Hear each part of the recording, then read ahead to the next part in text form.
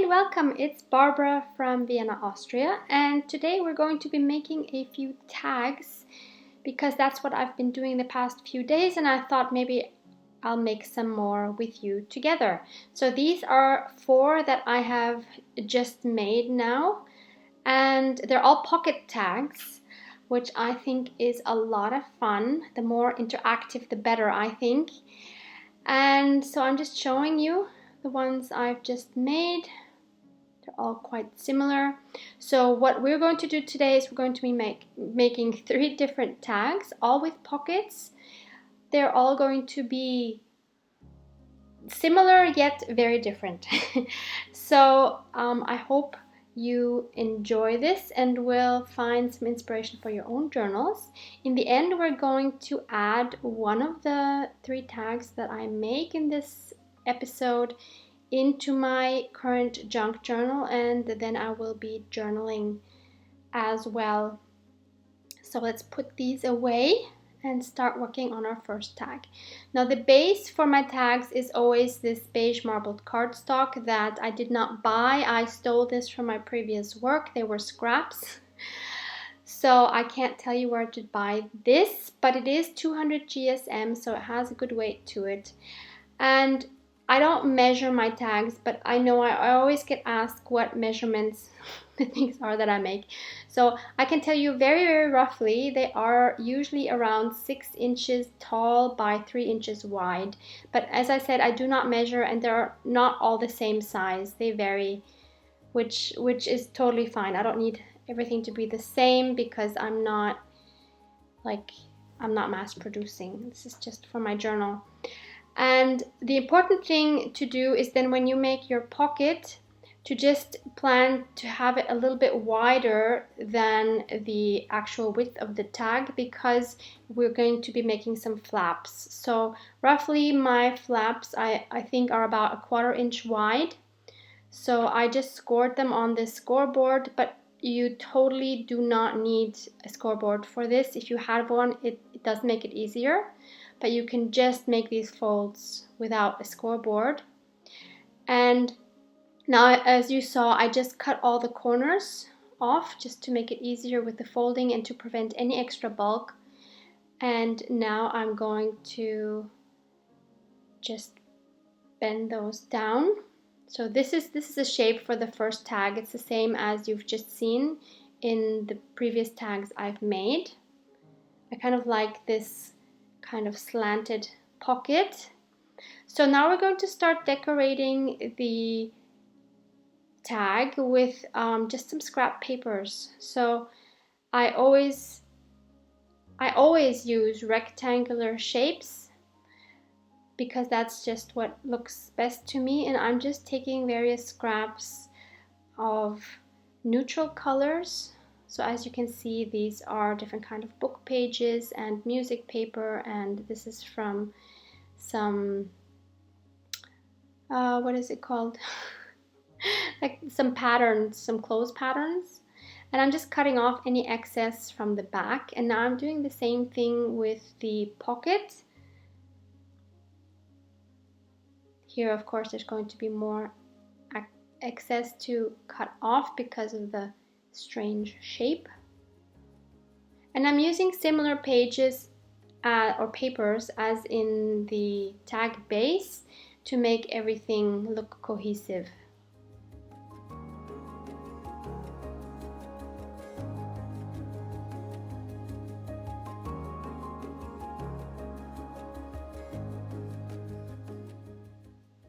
Next, I'm going to take my 4mm corner rounder, which I will link below, and I'm just rounding the top 2 corners of my base. Then I'm going to ink around everything, the pocket and the tag front and back with my vintage photo distress oxide, and now I'm using my 3-in-1 glue to glue down the flaps of that pocket. Everything that I'm using is linked down below in case you're interested. Now I'm just burnishing those and making sure that nothing sticks where it's not supposed to stick.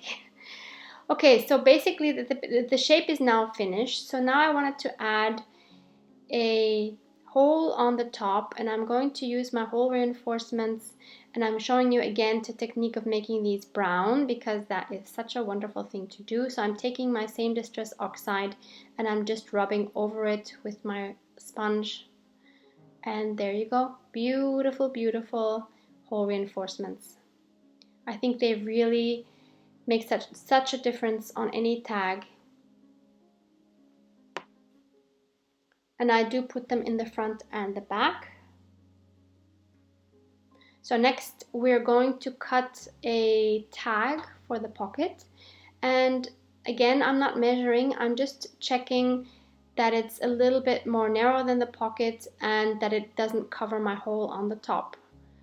So I am again going to use my paper scraps to cover one side of it.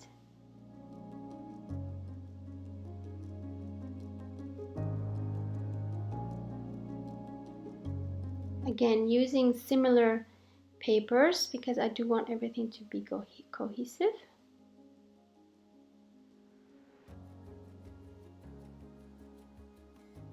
And since I didn't see that there was a line in the back of that cardstock, I decided to cover that up as well because I didn't like the look of that.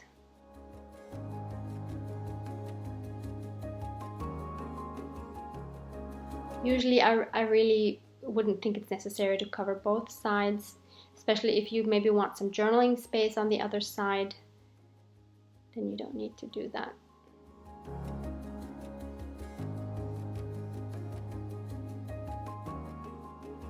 Next, for this tag, I'm going to round all 4 corners.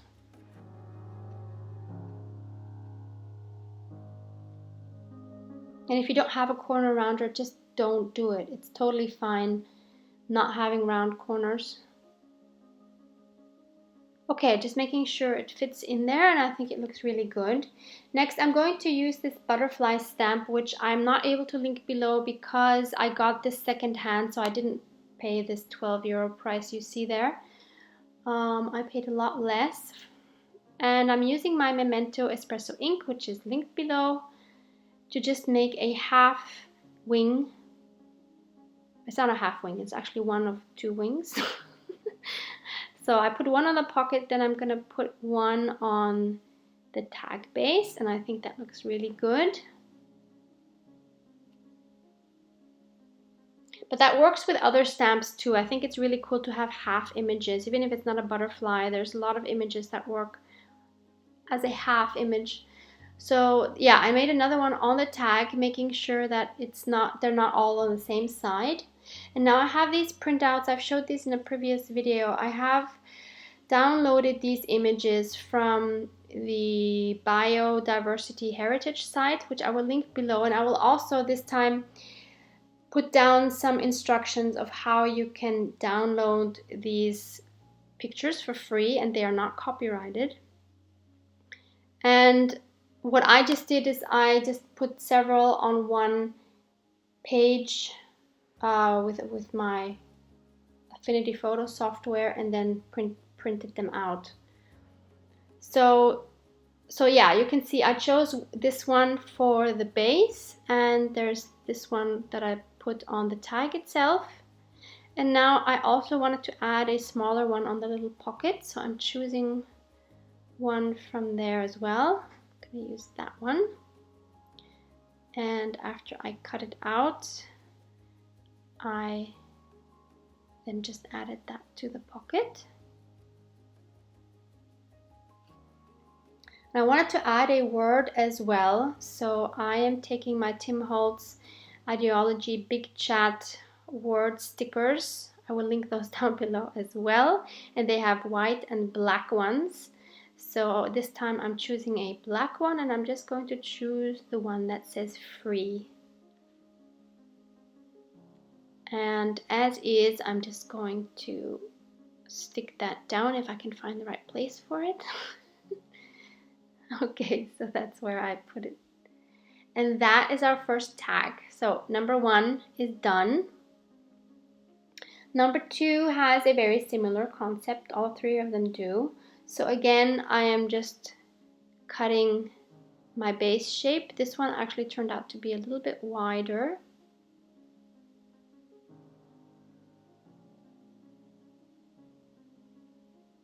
And same concept, I'm making sure that the pocket piece is a little bit more wide to make enough room for the flaps.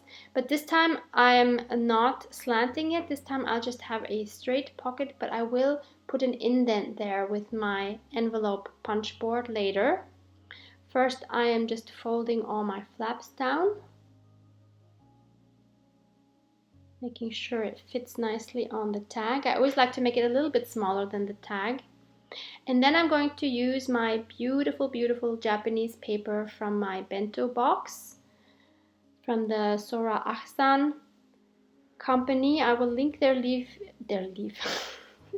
will link their shop down below, and also my unboxing video if you want to look at that.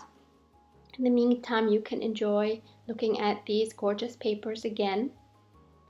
So I have started using these in a few other projects as well, as you might have seen, and I have finally broken the ice after having hoarded them for a few months.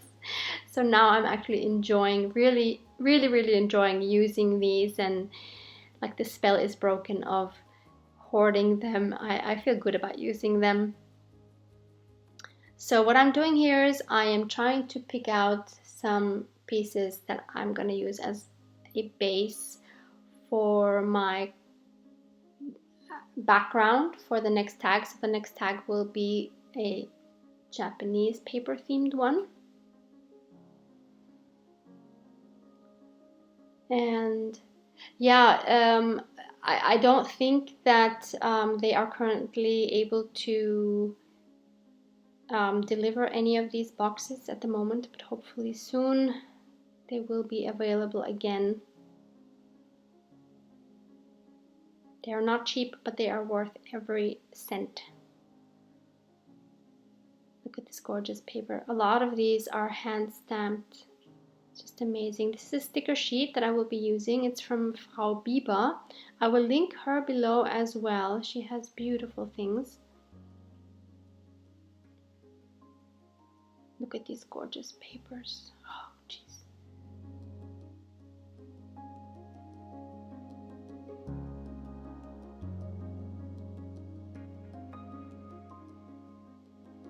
Okay, now I will start tearing some bits, and just like with the first tag, just gluing them on to make a nice background.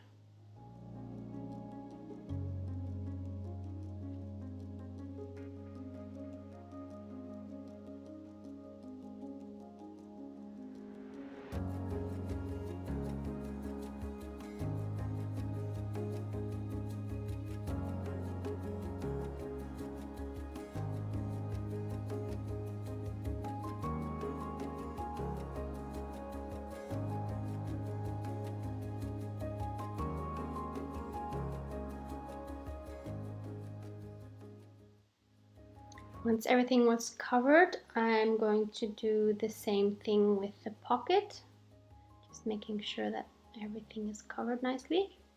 Again, using similar papers.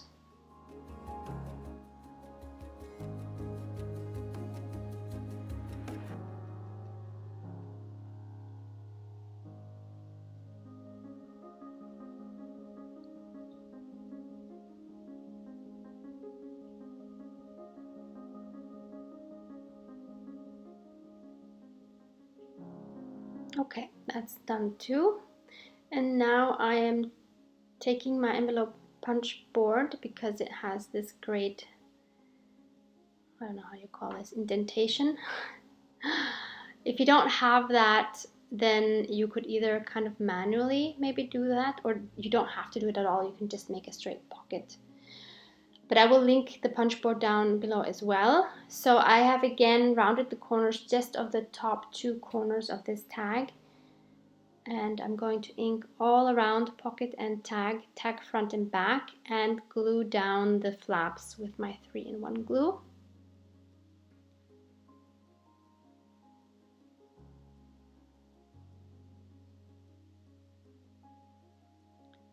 burnish them down to make sure they really stick well.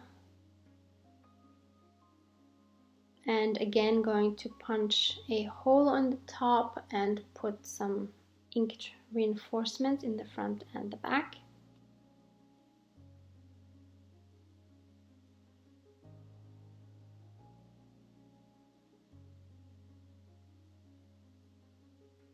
Next first we're going to decorate a little more. So I wanted to use these mushroom images from Frau Bieber. And the first one is one I choose for the base. It's really pretty. And I'm just gonna stick that there. The only complaint I have is that they're shiny. So yeah, that's a bummer, but they are absolutely beautiful. And now I'm looking for a smaller one that I can put on the pocket.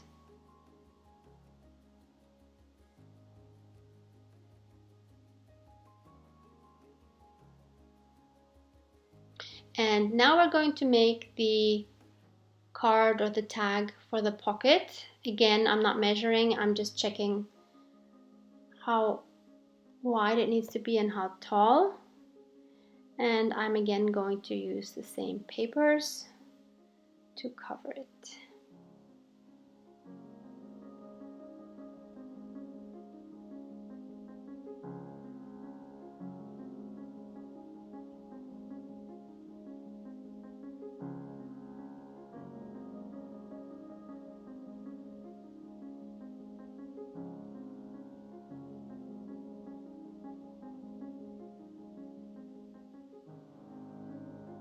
So that was really easy. I'm going to round all four corners of this tag.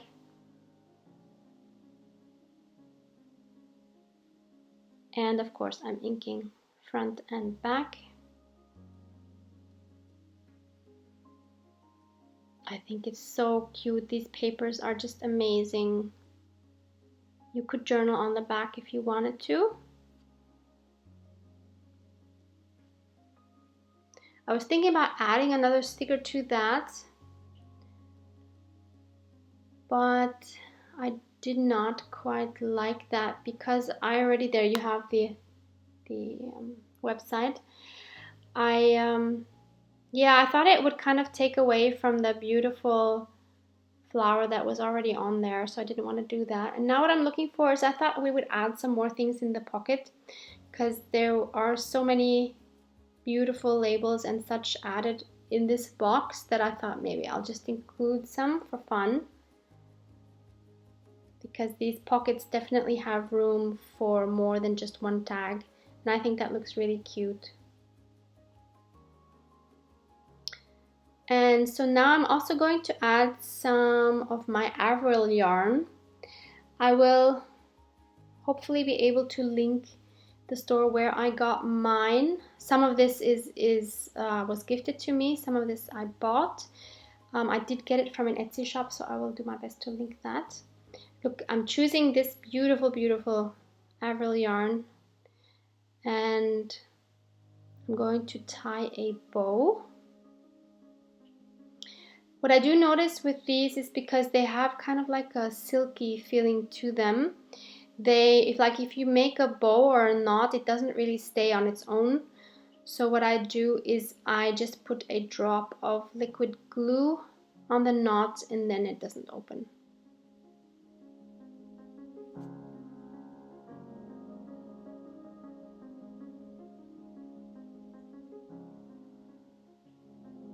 Okay, so there's our second tag. So you see, same kind of idea behind it, but looking very, very differently depending on what papers you use and what you put in it. So now I felt bad that the first one didn't have a ribbon, so I used my Sari Silk ribbon, and now they are equally as beautiful.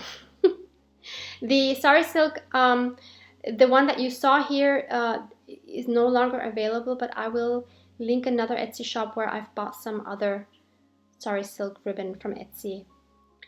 Now for this third tag, I'm going to make a different, it's a slanted pocket, but this time you see it's more tall. So again, no measurements, I'm just kind of eyeballing of what I want. So what I'm trying to show you here with making these different pockets is that you, first of all, you don't need the measurements, and second of all, just experiment and have fun with different style of pockets and sizes, and it's just all fun. So now I did make one mistake, which I will correct in a bit. So I am again cutting off all of the corners. And I actually didn't need that flap that you see on the right, because that makes my pocket narrow, which I actually didn't want, and I'm realizing that now. So I'm cutting away that flap again, because I wanted it to be more like a tuck spot on this tag. So there's the shape. And this time I'm going to cover everything with some map pages that I've had. And so this time I'm trying to not make the same mistake that I've made a few times now. I'm going to try to glue it on the right side of the paper. So I'm checking, I want the back side, so I'm gluing it on this top. And this time it worked out. And I'm just going to cut around that.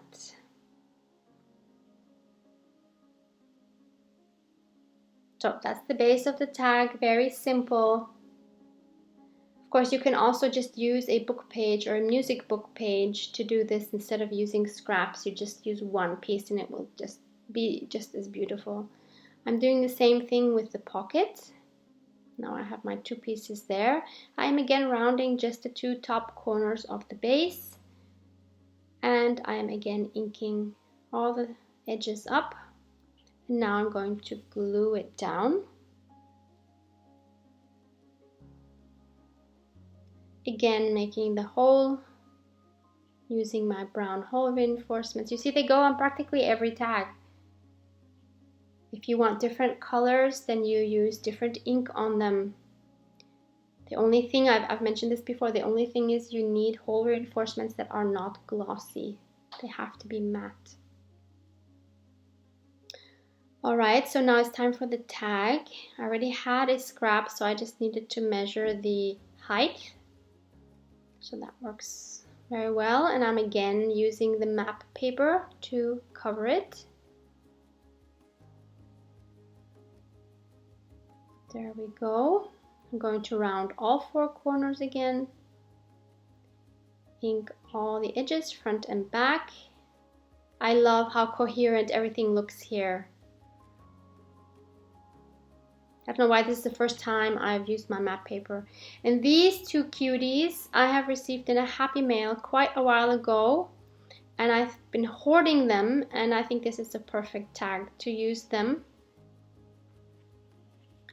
Love how these look on these tags.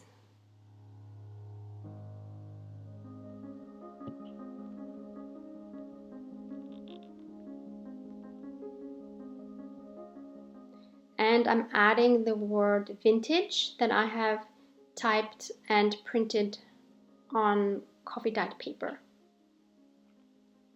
And lastly, I'm going to add a ribbon. So I have this blue lace ribbon, and I'm just going to thread that through without making a bow, because that would have been too bulky.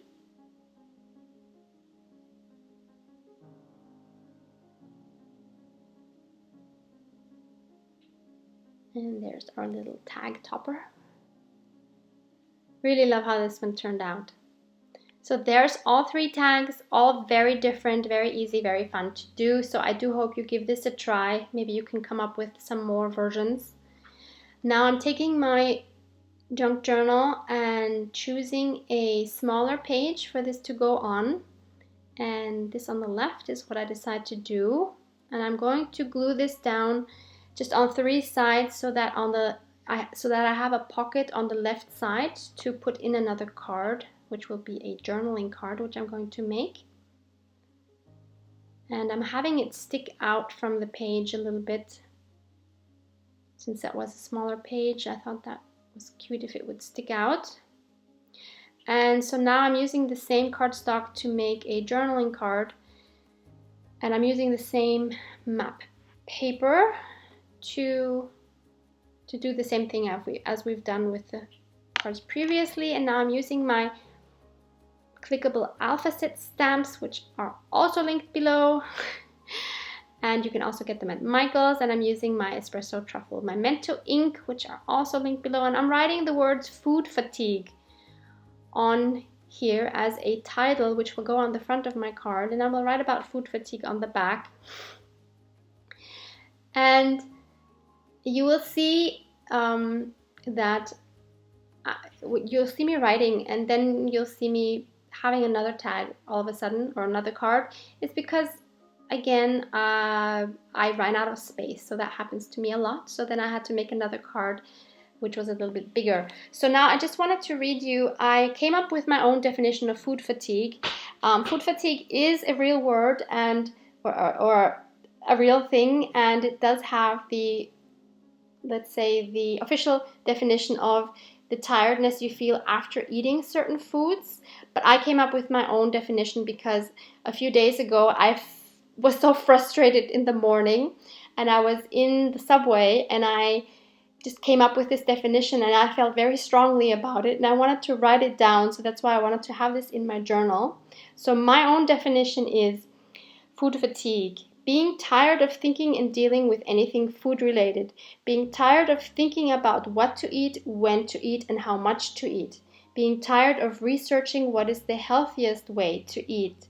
Being tired of feeling guilty after eating too much or making the wrong food choice. Being tired of balancing eating the right amount of healthy food in order to get enough intake of vital nutrients. Wanting to stop eating altogether, but knowing you are trapped because you have to eat. Let me know if you can relate to any of that. But in the meantime, I have been listening to How Not to Diet by Dr. Michael Greger, who I admire a lot since a long time actually. And this book is helping me to get back on track with eating whole plant-based foods, and it feels better already. And yeah, so that is a book I can highly recommend if you're interested in healthier food choices. So thank you so much for watching. As always, if you enjoyed this, please hit the like button and subscribe if you want to see more. See you in the next one. Bye!